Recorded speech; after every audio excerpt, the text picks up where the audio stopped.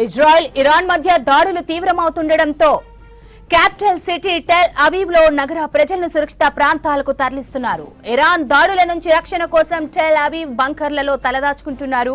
బంకర్లలో తెలంగాణకు చెందిన వారు తలదాచుకుంటున్నారు. ఎప్పుడు ఏం జరుగుతోందోనని టెన్షన్ పడుతున్నారు.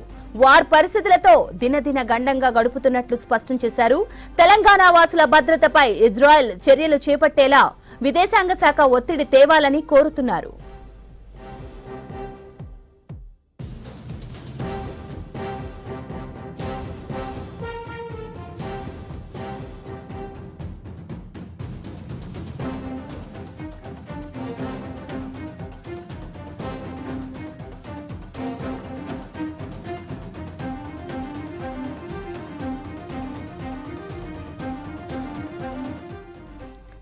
ఇజ్రాయెల్ ఇరాన్ మధ్య దాడులు తీవ్రమవుతుండటంతో క్యాపిటల్ సిటీ టెల్ అవీవ్ లో నగర ప్రజలను సురక్షిత ప్రాంతాలకు తరలిస్తున్నారు.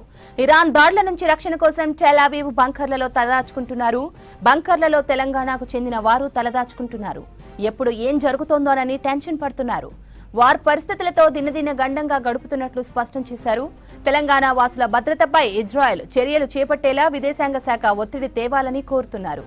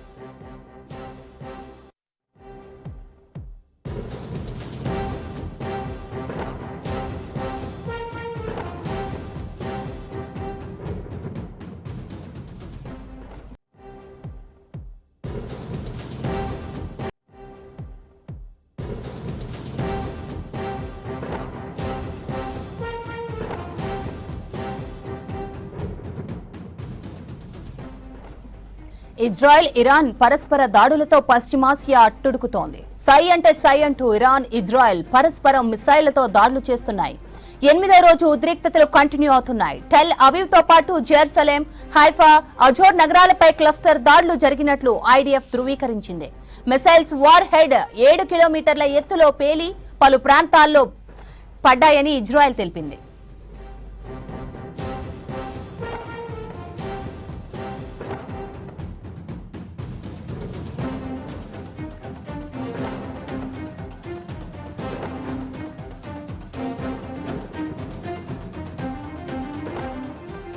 ఇరాన్ క్లస్టర్ బాంబులతో అటాక్ చేస్తుండటంపై ఇజ్రాయెల్ తమ దేశ పౌరులను అలర్ట్ చేసింది. పౌరులకు హాని కలిగించేందుకు ఇరాన్ ప్రయత్నిస్తుందని టెల్ అవీవ్ సైనికాధికారులు ఆరోపించారు.